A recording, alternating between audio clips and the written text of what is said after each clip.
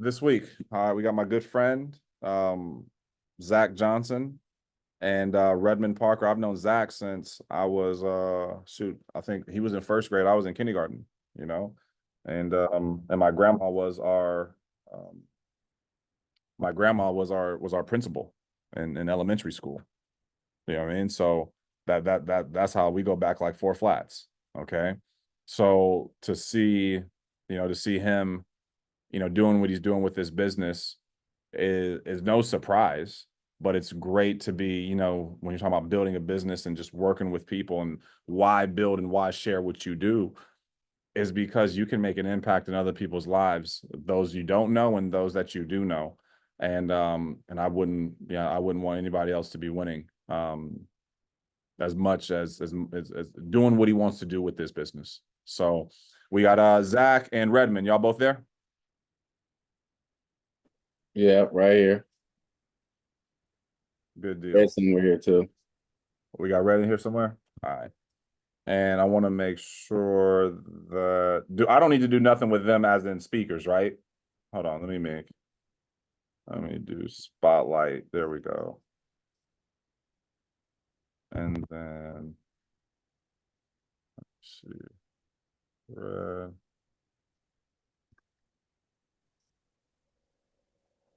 I couldn't hear that. All right, Red, let me know if I see you, but I can't spotlight them. All right, but we'll get there. All right, so Zach, we want to, take the next 30 minutes and not just talk about like, hey, this is how good it is, you know what I mean? But really the grind, you know what I mean? Some of the unknown, some of the things that you learned about the business, maybe about yourself, maybe about just overall business, not even insurance. You know what I mean? Like what are some of those things that allow you to say, hey, F it, I'm gonna do this thing anyways? Because I think we hear a lot about, you did this is so good. It's like, well, let's talk about the not so good. You know what I mean? Because the not so good is what makes the good. Do you know what I mean? The negative thoughts is what allows us to have positive thoughts. People be like, yo, I'm never negative. I'm like, yeah, right. Like for real, like, come on. Like, there had to be a time to where you didn't believe in everything. Like, no, I just day one, dude. I believed in everything. I just believed it. I'm like, really? Do you know what I mean? Like, so, and I think folks can relate to that. Do you know what I mean? Relate, but also you never let it hold you back. You never let doubt hold you back. You never let, these different things stop you, even though they may have been there. But that's what I want to take, dude. These next 30 minutes to really let's dive deep into not just how to, all right, but why. You know what I mean? Why make this thing happen? Why is it worth it?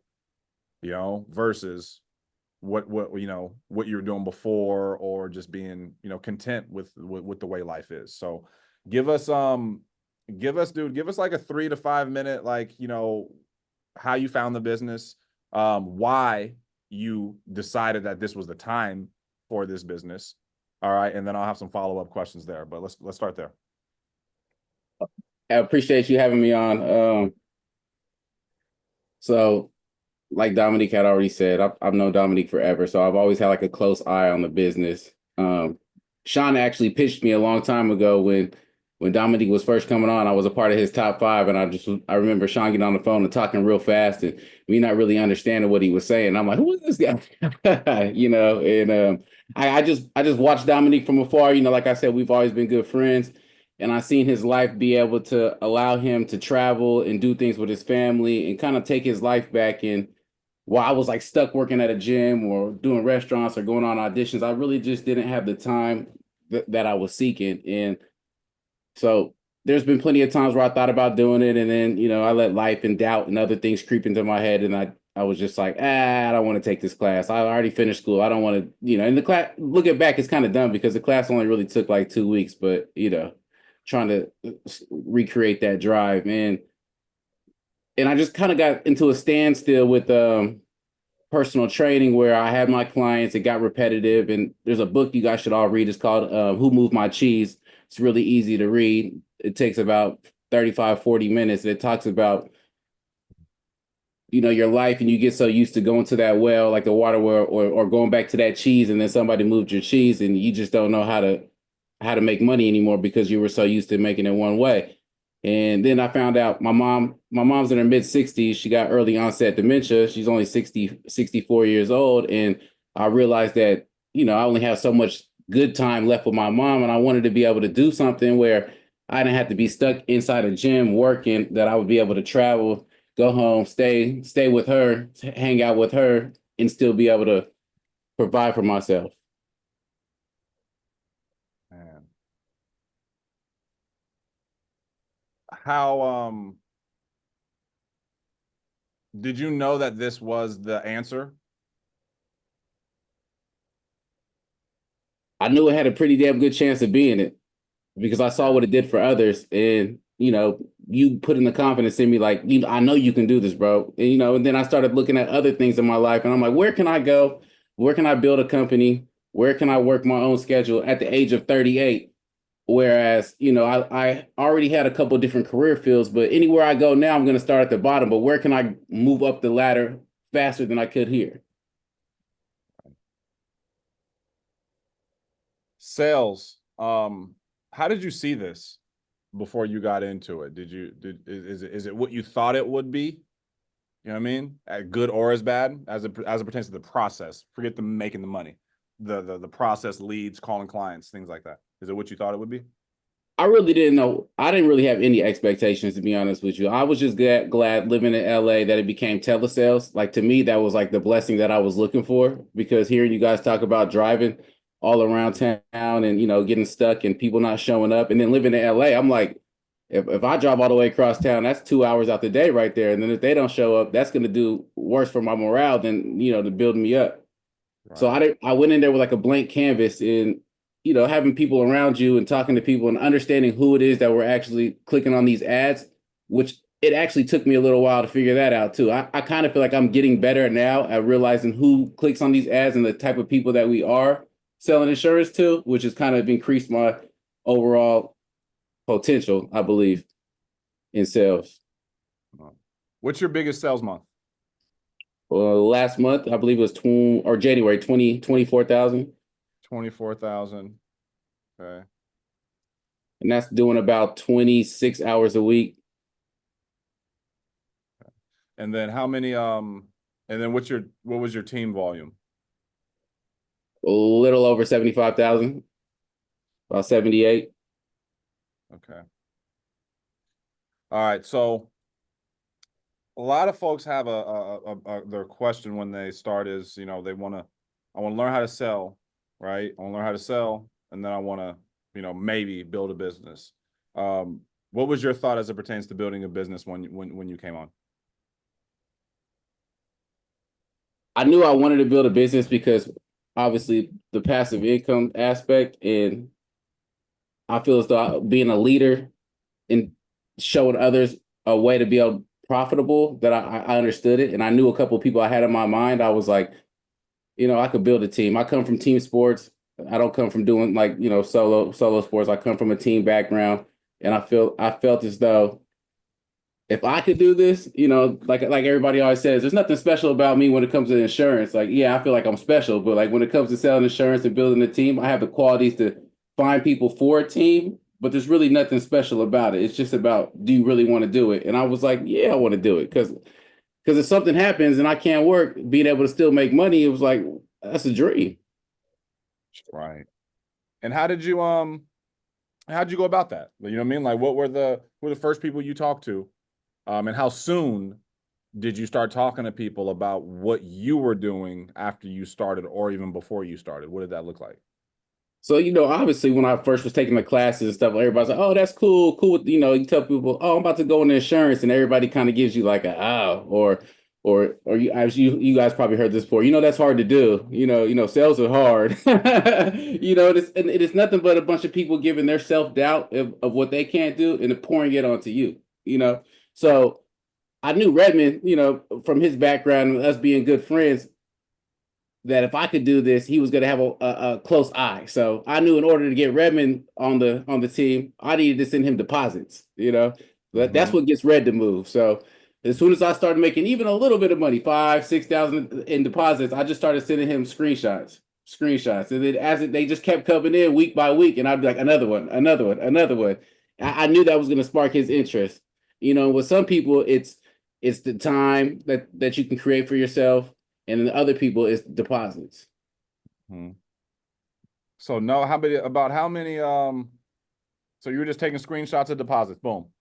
I was texting, and then a couple other people, like through the gym. As soon as I would go train somebody, be like, yeah, I gotta go home. Like, I don't even really want to train anymore. I made 2 sales yesterday, and I just kept talking about the business everywhere I went. I was at 7-Eleven the other day, and I seen the guy working at 7-Eleven, and I'm like, man, you're here every day, all day long. Like, can I ask you something real quick? And I try to pitch the dude working the counter at 7-Eleven. Yeah, dude, because this is a business that it may not be for everybody, but everybody needs to know about it. Do you know what I mean? Because they could lead you to people. All right, they could lead you to people. Now, these deposits, you're out there making sales, right? Believing that, hey, if I could do it, they could do it. Was there where'd the confidence come from that you as a new agent, right? Because a lot of fear is, man, I'm new. Who's gonna help them? You know what I mean? Like, who's gonna help the people when I start? Like, you know what I mean? So, where did that confidence come from, and how do? Where did that come from? And what is the? Well, it didn't come How do overnight. you get folks going? Your second month in, third month in. What are you? How are you talking to your recruits? What are you? How where's the how do we put them on that track? I remember one of Sean's calls a long time ago. He said you got to put people in positions even if they're not ready. And so hearing him say that a few months ago, but even before I started trying to build a team, and having you put me in positions that I knew I wasn't ready for, but then after doing that, feeling the confidence grow, it gave me confidence that if I don't know it, I could find it out. If not, I could always delegate. I have a big team around me of people who are doing it. So if I just like listen in on certain things that they're doing and pick up little things and just learn, even if I mess up a few hires and mess up on the way, that's just gonna lead me to getting better at hiring and finding people who are actually, ready to sell and listening for triggering keywords. And I think just overall by kind of like analyzing my own self and what I'm doing to hire people, kind of like game tape, like if you're playing a sport, you studying your game tape, studying my interview process with people, seeing what I'm giving them, seeing what's not working, and then building off of that. And as you're talking to your recruits, right? Are you only talking about what you're doing and your results, or how do you talk about FFL? I don't even talk about me. I talk about the people around me. I talk about, Redmen or this person who just got hired 2 weeks ago who's already made their first sale, because obviously everybody could talk about their self, and people hear that you just sound like me guy, but if you start talking about your team and what your team's building and how this person on your team is hiring people and now they're starting to parlay it into a business, then people get excited over that. Yeah. What do you think the power is in that, and not and talking about other folks and talking about other people? I think the power in that is that people start to realize they could do it too. If I just talk to you about me, then it's like, yeah, you did it, but like, what have you done for anybody else, or who around you's winning? Like, you're the only one winning, then who's really winning? But if you're like, this person's doing this and this person's doing this, then they start to see it's like, oh, it's a team atmosphere. Like, everybody around you wins, so I just need to get somewhere near you because you and your team are winning. Like, I just need to be in that circle. Yeah. Um, that's real. That's real stuff. There is there's a lot to be said for just being around the right people.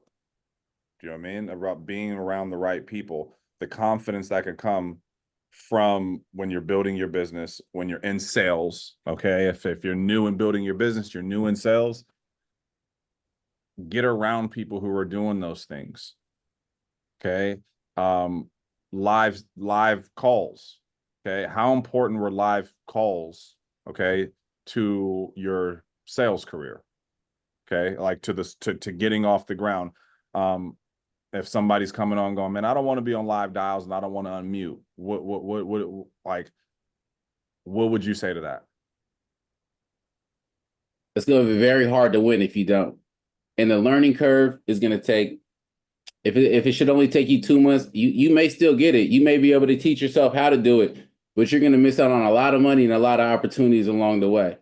And really, we're scared to do it because we don't want to be judged by others. But once you start to realize people around you want to see you win just as bad as you want to win, it should get a little easier to hit that unmute button, especially when somebody walks you through a sale and they tell you exactly what to say, and then you realize it works. Why wouldn't you want to continue to do that? It's almost like you don't really want to make money. You want to look good losing. You want to look good losing. I like that's terrible, right? Look Yeah. good. Like, do you really want to win or do you want to look good losing? Like, oh, I made 265 calls. Did you make any deals? No. How many people get on the line? I got 15 on the line. Did you unmute at all? Well, every time I was about to unmute, they hung up. Well, maybe you should just keep it unmuted so that we can figure out why they're hanging up before you can get off unmute. Big stuff there. As you are, I get questions about balance. Okay. How do you sell and recruit? How do you do both? Okay. Do you think one hurts the other, or how's it work for you? Do you seek balance in hiring and recruiting, or is it what is that like for you?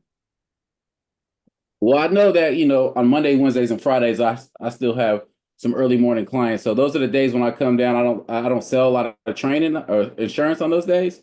So I like to go heavy on the recruiting. So it's like if Monday, Wednesday, Friday, I can't sell a lot of insurance, but I know I have to go to the grocery store, I have to do this. I need to use that time while handling responsibilities and still try to put the word out to recruit. And I think that being able to do that and then have your days that you're selling, I do think it doesn't need to be 50-50. It could be 70-30, but you got to figure out some way that it works for you. And like the recruiting never stops though, I like that. It's like you don't need to put your recruiting hat on. It's just what No. You just gotta find. You have to see the opportunities. We all go to the same grocery stores. We all go somewhere, and you see somebody at that grocery store bagging groceries, and they're working there 6 days a week, and it's like that right there should tell you right now that they have work ethic. Now you don't know if they could be an entrepreneur, and you don't know if they could be self-employed, but one thing you know is they're not scared to work, and then you could take it from there, and it may not work from there. And I also think for a little gym for recruiting older people like myself being 35 and up is we don't start to key so much on the money, we start to key on the time and getting our time back. So like with social media, showing money for older people may not work, but being in different places all the time could work. And then people are like, bro, what are you doing? Like you're in Vegas one weekend and then next thing you know you're in San Diego. Like what do you do for work? And then it allows that door to be open. It's big stuff, man.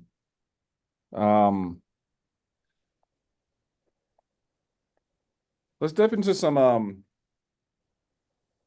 sales, okay? And then we'll get Redmen on to talk about some sales as well. Lead flow, okay? How is that, you know what I mean? Like talk to me about when I say lead flow is cash flow. What is define that and then walk us through like your lead mix, what you buy, why you buy them. Well, lead flow is cash flow because if you only buying 20, 30 leads of real time a week and you only got 12 coming in, it's going to get real boring calling those 12 leads over and over again. You don't have nobody to call. You can't make any money. Right? So lead flow is you got to have enough leads that's going to keep you busy throughout the day. And I like to mix my leads up with a little bit of everything just because. So I like to have final expense real time. I like to have vets real time. And then I like to go to the ILC and I like to grab probably like 50 leads with the beneficiary on there, just so that, because, as the real times are coming in, I want to go back to the ILC leads and I want to be able to dial those just so I can stay in my flow state. But the worst thing you could do is when you don't have any leads and you keep calling the same, you're trying to like squeeze every little dollar out of that. And the sooner you learn that get on a set schedule. No matter if you didn't make any sales or you made, let's say you bought 20 vets and you sold 6 off of that, it shouldn't even matter. You know, on Sundays and Thursdays you re-up on your leads. What's the biggest thing you've learned throughout that process of, or what's the biggest thing you would share with somebody as it pertains to investing in leads? Believe it in yourself, because you got to think that if I spend this $1,100 today, which is a Monday, by Wednesday, I'm going to have made that back plus. And even if I didn't, I'm just going to buy some more and then I'll double up. And the quicker you can get the confidence in yourself, and that's all comes with repetitions and it comes with having a X amount of leads, then that's going to help you in the long run. But if you're not confident in yourself, then that's when you start to pull back or you start to see your account dwindle. And you got to like just think of it as it's going to come back around. Like it's going to come back around. The law of large numbers, the law of large numbers. If I just keep dialing, I'm going to fall into something. So on average per week, how much do you spend? Or what was your lead spend last month, your biggest month? I spend roughly between 1,200 and 1,600 a week. Okay. All right. So 45 to 5,500. All right. That's good. What's one piece, man? What's one recommendation or one piece of advice you would give to somebody who is just starting? Like they just got they got one carrier back and they're foaming at the mouth, ready to rip, but they don't believe they're ready yet. What do you say to them? You just got to jump in. Even if you can't swim, hey, you got to know that the edge is right there. You can always grab it. That's the help that you can get, you know. But if you don't jump in, you don't really just give yourself like. I think people quit too quick on themselves. That's the one thing I really think is I don't think people have enough confidence in themselves, and they always quit. And you quit before you could actually see what you could really do, because what we live in now is like a microwave society where we want everything given to us now. We want like faster phones, faster internet, faster everything. So people just expect to come into insurance knowing they don't know nothing about it. And next thing you know, see these big numbers and expect to hit it that first month. And so a lot of people, I think, they don't even tap into that potential because they don't give themselves enough time. Or they allow a couple of bad phone calls, you know, to mess up their day. And I was that person for a while. Like I would call and people would say stuff and I'd start to get down, but then I would challenge myself and I'd be like, you know what? It's 3 o'clock right now. I don't care. I'm just gonna keep dialing until 7 p.m. And then every time that I would set goals like that, something good would end up happening. And that's where the confidence comes to keep you in the business, because you're like, oh, I was about to give up on myself. I stayed on the phone for 4 more hours and then I made 2 sales. And even if you didn't, you just proved to yourself that, you know, there's going to be days like that and you can continue to push to the next chapter, the next goal, you know, because it's going to help you the next day get on the phone again. But if you just give up at 3 o'clock, you're like, 100%. I love it. Hey, Red, we got you there, bro? Yeah, I'm here. All right, right on, man. What was it like? What was it like just seeing Zach, you know, make that transition from what you know him doing forever to doing this? What was that like for you, seeing that? It was beautiful to watch. You know, I've known Zach for a long time, my bestie. But I enjoyed the process. I enjoyed seeing it. I was really happy for him. You know, I always thought over the course of our friendship, he didn't really take too many chances. I've noticed he would always get in his own way and just be afraid to roll the dice. So I was morally excited that he was actually trying something new and rolling the dice. And, you know, to see it start working out for him, it was a beautiful thing. How much did you know about the insurance industry before he got into it, or before you maybe started taking a deeper dive? To be completely honest, I didn't really know anything about the insurance industry. What little bit I did know was just from obviously what I heard what Dom was doing, you know, just meeting Dom, you know, at birthday parties and through Zach. And yeah, and just your name kept coming up through Zach. And I was like, you know, Dom's trying to help you. You should go see what he's talking about. And I've been saying that for like 8+ years. See what Dom is talking about. And what were you doing previously? So previously I owned a business. It was more in the import export game for a while. Okay. Tell me a little bit more like about what? Like how does the import export of How does that work? Luxury vehicles, exotics. Okay. All right. And that was sales? Mm, yeah. Sales? Okay. And how many years did you do that? Did that for 6 years and then did a little bit of commercial real estate after that. Oh, okay, cool. So you got your real estate license. Okay. Mhm. And how does this business on a macro level compare to any of those, or maybe completely different? What are some similarities and that made you go hell Uh, yeah, and what are the biggest differences?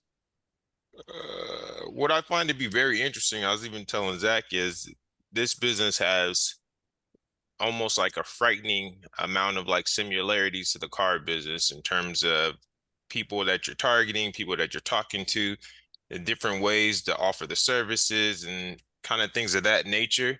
I would say the best thing about this business is it's something that's been around for a lot longer amount of time. You know, insurance has been around forever, just like you could say real estate has been around forever. So it's something that Mhm. can provide more stability. You don't have to worry about things changing in like 2 years from now. All of a sudden, insurance is extinct. There's no such thing anymore, you know? Like CDs, you know, whoever thought when we were putting CD-ROMs in the car that one day nobody would use CDs. Right. So you want Right. things that have, you know, passed the test of time. Pass the test of time. And that is true. All right. Now, I heard you say something probably it was before you started, Red. Actually, you didn't say anything. We were practicing the script, and we were doing a role play, and you were actually, I think you were outside. Um and I said, "Hey, Red, you ready to rock?" You said, "Yeah." All right. And we did it. You know what I mean? We went through the role play, you did your thing. And then afterwards I realized, I was like, yo, he didn't read that at all. Okay. And then I heard you maybe 2 weeks ago talk about how important the script is. Okay. And and I think sometimes folks, they have skill, they have talent, but they don't really, I don't think they realize how important the script is. And from the get-go, I didn't have to tell you, hey man, this script right here is crazy important. You need to remember it, you need to recite it. You knew that, right? And you've taken that very seriously as it pertains to knowing what you're going to say, not insurance wise, but to our client, to our demographic. Walk us through why that was so important, how you trained on that, but just help us get a good, because your issue paying, they're 30+ thousand through 3 weeks. You did 40 grand last month. You're in this is your fifth month right now, month 5 right Yeah. now. Okay. And all I hear you talk about is, man, the script, the script, the script, stick to the script. All right. You're not saying, well, I say this magical thing and this is what I do with my clients. You say, follow the script. So walk us through on how important the script is and why it's Y- important. Yeah, knowing the script is critical. You know, you can't, you know, you got to crawl before you can walk. But one of the most important reasons why you need to have the script, you know, memorized inside is out is because you need to not only personalize it, but you need to pretty much your subconscious needs to be able to spit out what needs to come next. So you have your objections already. So not only can you deliver your objections, you can deliver them naturally, personably. And even aside from that, you want to be able to listen when you're talking. You know, you can't listen to what you're potential client is saying to you if you're thinking about what you need to say next. That needs to come automatically because the biggest part of this, you need to listen. You have to be listening to what your potential client is telling you, how they're answering, why they're answering, you know, because the more information that they're giving you, you're going to be able to use that to get you past the 1 yard line later on. So everything that comes out of their mouth is beyond important, and the tonality in which they deliver it, you know, and now even the background noise, what's happening, because then that tells you a little bit about their environment. Where are they at? I hear TV. Okay, they're at home. You know, I hear wind blowing. Maybe they're in a car driving. Like you need to be able to analyze all of this and quickly start building a story. Hmm. Let's, because and if I'm hearing you right, it's like if you're not keen or just flowing with the script or You're gonna knowing what miss to all of say, it. you're not going to hear them. You don't hear anything. You're gonna miss all of it. So if you're thinking about what to say next on the script, or if they say this, how you're going to rebuttal, if you're thinking about all that, you're not listening and hearing them. Everybody put a 100 in the chat or something in the chat right now if you've been like, wow, like I'm not listening. Do you know what I mean? And here's some keys to know that, like, are you really hearing them, right? Do you repeat their age to them? Do you repeat their beneficiary to them after you've already said it? You know what I'm saying? Like, that should let you know I need to lock in on this script more. And there's a lot of wins and losing. I'm going to say that again. There's a lot of wins and losing. Okay. So take your losses and go, okay, what happened there? Instead of being frustrated that I didn't make a sale, go, hey, you know what? I didn't even remember their daughter's name. Like, how about you be more mad at yourself for not remembering their daughter's name than you not closing the deal?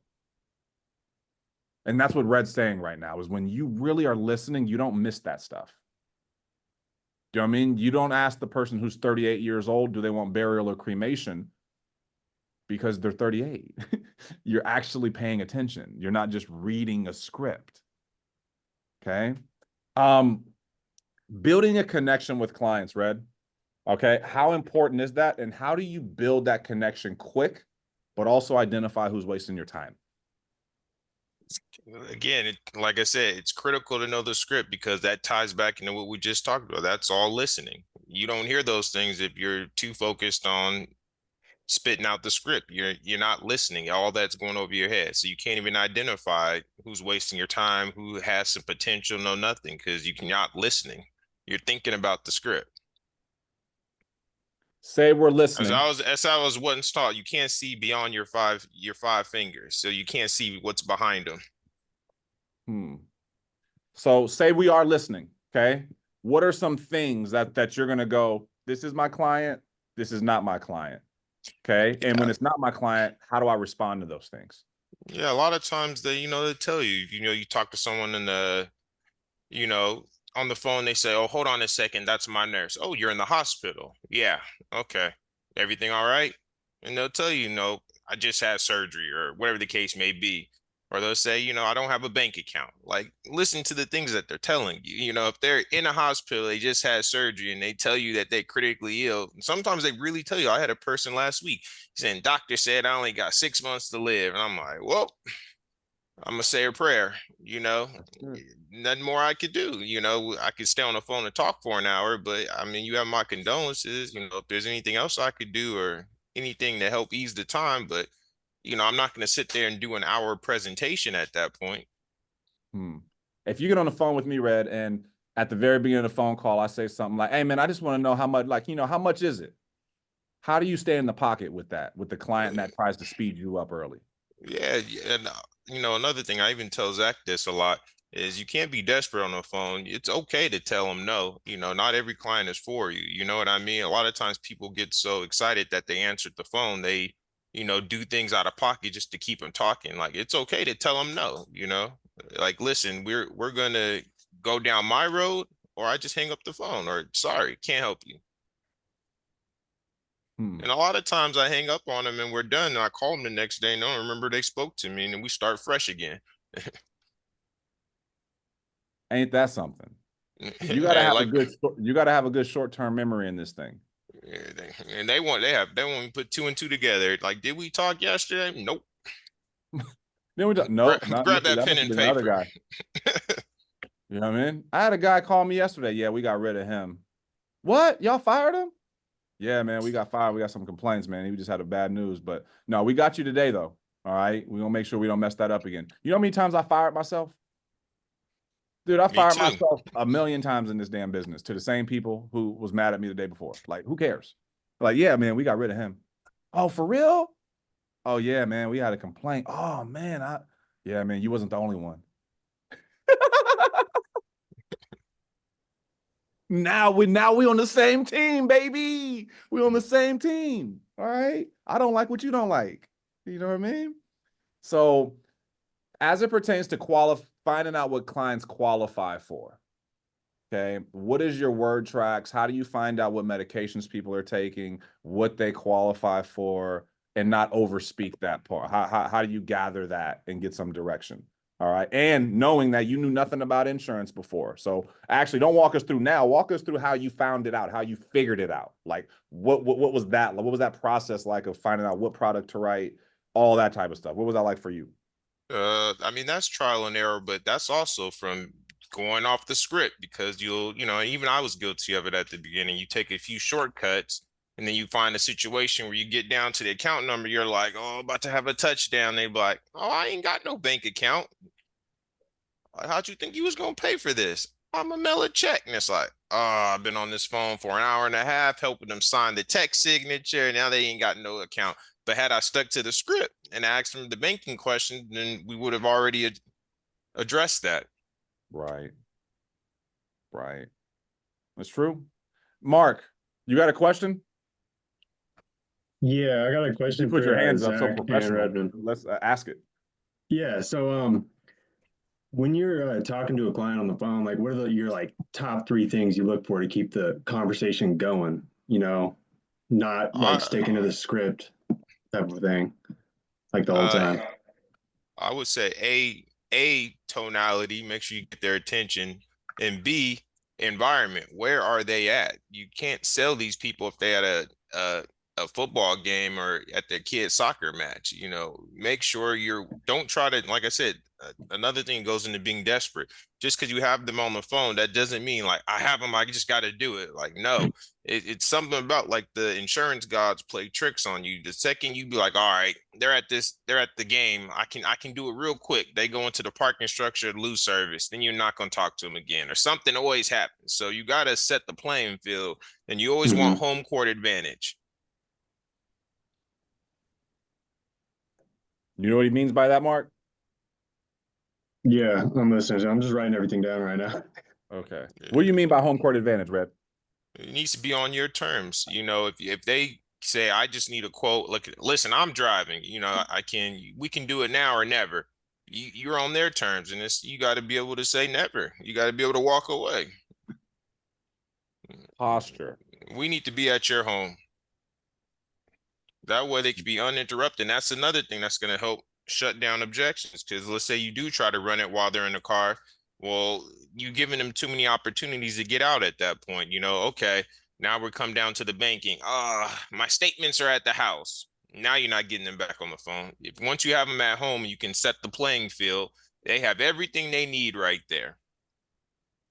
They want to use the bathroom, you can hold. What he's saying is so powerful because agents come in all the time and they think they had a bad day. And they'll say, I had 5 people on the phone. I couldn't sell one thing. I go, give me the scenario. Well, this guy, he was like taking groceries in the house. This guy was walking his dog. I'm like, dude, none of those people you should have ever even pitched. You should have let them go.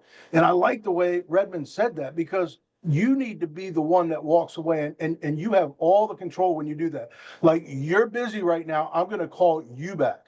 When will you be done with that? At that point, you have all the control in the world. You're no longer, you don't need that sale anymore. You're not desperate. So I love that, man. That is so huge what you just said. And I hope a lot of new people here pick that up. That's massive. Thanks, man. 100%. Dude, any question? I know we're coming up on the hour right now. Red, Zach, anything y'all want to share with this group, man? And just to let y'all know, man, I'm proud of what you guys are doing and excited for what's to come. And I know y'all both just getting started. All right. So, but keep rocking it. No, definitely. I just want to say, I appreciate you guys. And, as a new agent, you're going to have your good days. You're going to have your bad days, but I wouldn't look at it day to day, look at it week to week, month to month, and you'll continue to see the progress. You just got to just stick to your guns. Don't give up on yourself, because when you quit too early, you're just giving up on yourself. And these guys dropping some bombs, man. Zach, you know how many agents come out and they base their entire business off of one lead pack of leads? I go, what business operates out of a 3-day time period?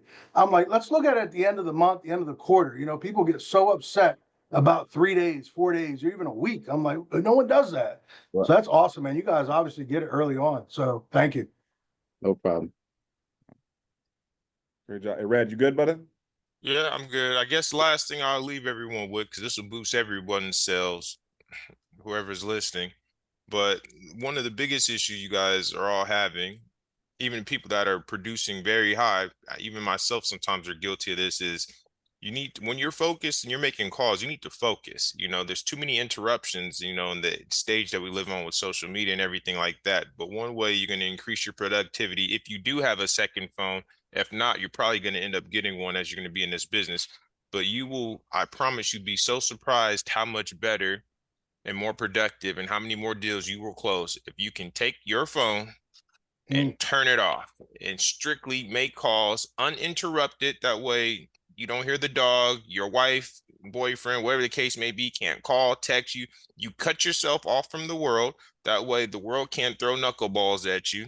And you just call and deal with the people in front of you and the people that you're speaking with, and you can focus and listen better. So huge. Are you in an X-Wing fighter right now, Redmen? Preach. You look I'm like you're sorry, in an X-Wing. You look like you're in an X-Wing fighter out of Star Wars. the Millennium Falcon, baby. I love it, man. That's awesome. Very cool. Yo, love it, Red. All right, that's some great and Zach, Red, y'all killing it. Keep killing it. Mike, thanks for having us on this call, dude. I'm privileged to be in business with each and every one of you, and let's keep crushing it, dude. March is going to be huge for the success zone, and make it your biggest month. Let's make March your biggest month. Peace out, you guys. Have a good day. All right, later, guys.